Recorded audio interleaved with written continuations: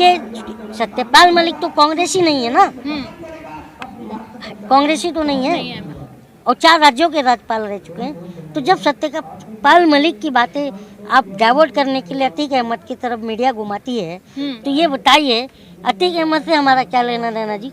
अतीक अहमद कोई महात्मा था जिसके लिए हम सड़क पर आ जाएंगे? पहला आतंकवादी तो वही है नाथूराम गोडसे, जिसने राष्ट्रपिता महात्मा गांधी की हत्या करी थी। तो देखिए एक बात बता रहा हूँ मैडम, हाँ। धरने का ये सरकार में 9 सालों से मैं बार बार कह रहा हूँ कि कोई ज़्यादा मतलब ये दिखता नहीं, सीरियस लेता नहीं है सरकार। क्योंकि किसानों का आंदोलन देखा हमने 1 साल चला, सीए एनआरसी का आंदोलन देखा हमने, वो भी सालों भर तक चला। और बाकी जो भी छात्र आंदोलन से लेके कुचला गया, जो पेपर लीक मामला था, फिर उसके बाद से जो अपना अग्निवीर जो मामला था उसमें भी। तो ये सरकार जो है अगर सच में जनता की सरकार होती तो फिर जो है किसान धरने पर आए, जवान धरने पर आए, छात्र धरने पर आए और महिलाएं धरने पर आई थी ना महिलाएं भी, और खुद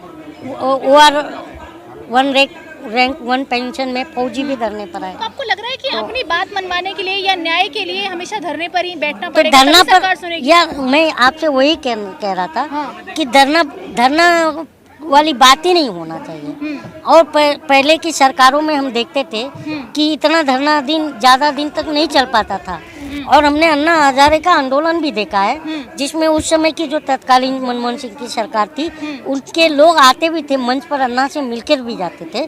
तो अब इस तरह की कोई संवैधानिक जो प्रक्रिया होती है अब नहीं दिख रही है। नहीं दिखती है। अच्छा, विनेश फोगाट ने आरोप लगाए हैं कि जो विधायक है उनका बेटा, लगातार उनसे चुनाव प्रचार कराया गया है। विनेश फोगाट से दबाव बनाया जाता था कि यदि चुनाव प्रचार नहीं करेंगे तो ऊपर से प्रेशर क्रिएट किया जाएगा, आपको चुनाव प्रचार करना पड़ेगा। तो एक पदक जीतने वाली महिलाओं के लिए चुनाव प्रचार में जाना कहाँ तक सही है? ये बात मुझे नहीं पता है मैम, तो इसके बारे में मैं ज़्यादा कुछ तो बोल नहीं सकता।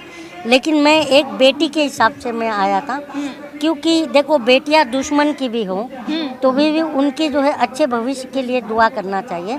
क्योंकि बेटी एक जो है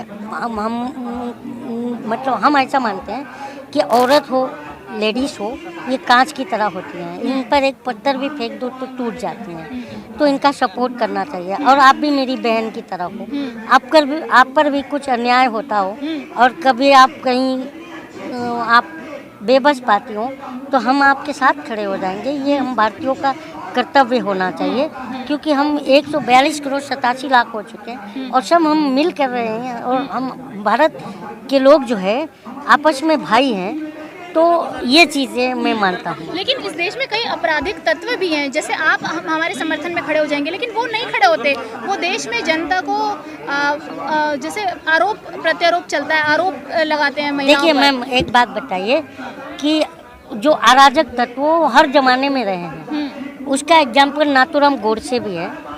गांधी के टाइम पर उसने हिंदुस्तान मतलब आज़ाद भारत का पहला आतंकवादी तो वही है नाथूराम गोडसे, जिसने राष्ट्रपिता महात्मा गांधी की हत्या करी थी। तो आज उसके भी मानने वाले हैं या नहीं है, आप मुझे बताइए, है या नहीं है? बिल्कुल है ना। तो ये चलता रहेगा मैम कि बुराई और अच्छाई साथ साथ नहीं चल सकती। नहीं। तो फिर क्या करा जाए? सिर्फ बुराई या सिर्फ अच्छाई होनी चाहिए? अच्छाई होनी चाहिए। देखिए आप बताइए कि सरकार से सवाल करना गलत बात है? नहीं, बिल्कुल नहीं। हाँ, प्राइम मिनिस्टर पर सवाल उठाना देशद्रोह है? आप बताइए एज ए मीडिया। तो आज अंधभक्त तो यही कह रहे हैं, और जब इनसे रोजगार का सवाल करो, जो कि हमारे प्रधानमंत्री ने कहा था कि 2 करोड़ रोजगार प्रत्येक वर्ष में दूंगा, तो आज 9 साल में 18 करोड़ रोजगार मिलने चाहिए, लेकिन मिली नहीं। 1800 रोजगार नहीं की बात नहीं हुई। तो मैं ये बोल रहा हूँ मैडम कि अगर मैं ये बात पूछता हूँ कि मेरा 2 करोड़ रोजगार कब मिलेगा, तो इनके अंधभक्त कहते हैं 9 बच्चे 10 बच्चे तुम पैदा करो, हाँ, और तुम जो है इस देश की जनसंख्या बढ़ाओ और जॉब जो है सरकार से मांगो। ये बताइए 9-10 बच्चे किसने पैदा किया? अभी आपके सामने एक मैडम थी जो अभी आएगा भी, वो मेरे खिलाफ प्रोपेगेंडा बना के डालेंगी। अच्छा। ठीक है ना। तो उन्होंने बाद में जब फंसी तो बोलती मेरे नाना ने 9 पैदा कर दिया। तो गलती तुम्हारे नाना की, तुम मेरे नाना पर क्यों आओगी, है ना। तो ये सब चीजें अच्छा, हैं। केरला स्टोरी के बारे में आपने देखा होगा, क्या लग रहा है ये एजेंडा चलाया जा रहा है या वाकई इस तरीके की चीजें देश में एग्जिस्ट करती हैं? यस यस, केरला स्टोरी एक प्रोपेगेंडा मूवी है। आप मीडिया के साथी हो, आप सबको पता होगा कि सुप्रीम कोर्ट में भी इसकी याचिका लगी थी, तो कोर्ट ने कहा कि ये फिल्म पे बैन नहीं कर सकता मैं, क्योंकि ये एक काल्पनिक फिल्म है। और वहाँ पर प्रोड्यूसर ने जो 32,000 जो युवतियों की गायब होने की बात कही थी, उसे हटा करके और फिर कितना कहा था उन्होंने, 3, राइट है ना। तो 3 और वो भी काल्पनिक मूवी, जिसको प्रमोट हमारे प्रधानमंत्री ने कर दिया। तो मैं जो मेरा जो पॉइंट ऑफ व्यू है ये द कश्मीर फाइल पर, तो मेरा पॉइंट ऑफ व्यू ये है कि नहीं, द केरला स्टोरी, तो मेरा पॉइंट ऑफ व्यू ये है कि द कश्मीर फाइल जब बन रही थी, विवेक अग्निहोत्री बना रहा था, तो द कश्मीर फाइल जो है, देखिए भारत का अगर आप नक्शा देखेंगे तो कश्मीर भारत के सबसे टॉप पर है। तो वो जो टॉप पर है, तो वहाँ की एक अलग कम्युनिटी बिलोंग करती है ज़्यादातर, आपको भी पता है। तो वो इसलिए वो प्रोपेगेंडा मूवी बनाई गई। और वो प्रोपेगेंडा मूवी से हुआ क्या, विवेक अग्निहोत्री 400-500 करोड़ रुपया बना करके, और वो अनुपम खेर निकल गया, जो कि मोदी का एकदम भक्त हैं दोनों भी। मैं ये उसके खिलाफ नहीं हूँ, भक्त हो लेकिन सच्चे का हो। मैं तो ये चाहता हूँ कि नेता का भक्त नहीं होना चाहिए, क्योंकि जो है नेता भक्त मीन्स आइडियोलॉजी, तो अपने आइडियल जो है हमारे हम महापुरुषों को बनाना चाहिए, क्योंकि नेता गलती करता है। प्रधानमंत्री तो सुनिए, तो द केरला स्टोरी की बात कर रही थी आप, तो जब केरला स्टोरी की बात कर रही हैं आप, तो मैं ये केरला स्टोरी कहाँ, कश्मीर फाइल कहाँ जब बनी थी, कश्मीर कहाँ है, भारत के सबसे अंतिम छोर पर, ठीक है। वहाँ पर इस तरह का कोई माहौल नहीं, फिल्म बनने से ना बनने से, लोगों के फिल्म देखने ना देखने से कश्मीर के लोगों पर कोई असर नहीं होगा, राइट ना। तो असर किधर होगा, उत्तर भारत की तरफ, उत्तर प्रदेश, बिहार, MP, राजस्थान, हिंदी भाषी जो पट्टी है, तो उनको वर्गलाने के लिए ये फिल्म बनाया गया। अब केरला पर आई है, ठीक है ना। तो केरला सबसे नीचे हमारे भारत के है, नहीं है, एक तो टॉप पे है, नीचे है। अब केरला सबसे शिक्षित राज्य है, पता है ना। और NCRB का डेटा पता कीजिए तो क्राइम रेपो में भी सबसे कम है केरला, है ना। और वहाँ पर शांति है, ठीक है ना। धर्म के नाम पर लोग वहाँ लड़ते नहीं है। सुना है को केरला में आप ज़्यादातर नहीं सुनते हो, तो वहाँ पीस है। तो अब वहाँ के लोगों का बना करके फिर ये हिंदी पट्टी जो क्षेत्र है, इनको वर्गलाया जाएगा ताकि वोट बैंक साधा जाए। सरकार यही चाहती है, क्योंकि प्रधानमंत्री जो है, प्रधानमंत्री प्रमोटर का काम कर रहे हैं। हमने तो प्रधानमंत्री चुना था, हमें नहीं पता कि हमने प्रमोटर चुन लिया। बताइए, एक प्रधानमंत्री जियो का प्रमोट करता है, BSNL डुबा के, तो शर्म नहीं आती है। अब एक बात बताइए कि एक प्रधानमंत्री जो है फिल्म का प्रमोटर बन गया, जो कि एक प्रोपेगेंडा मूवी है, जो कि उसका रियलिटी से दूर दूर तक कोई नाता नहीं है। और जो भी देख के आ रहे हैं फिल्म, आपने देखा ना, मीडिया में देखा भी होगा कि जो फिल्म देख करके थिएटर से निकल रहे हैं और मीडिया में जब रिव्यू पूछा जा रहा है तो उनका प्रतिक्रिया क्या आ रहा है, मुसलमानों से नफरत, अल्लाह को विलन बना दिया, यही है ना। तो ये चीज़ दिखाई गई है नहीं, मतलब देश में ये चीजें एग्जिस्ट नहीं करती हैं जैसा मूवी में दिखाया जा रहा है। वही चीज़ कह रहा हूँ ना मैम। उसका 10% भी एग्जिस्ट करता है कि नहीं करता है?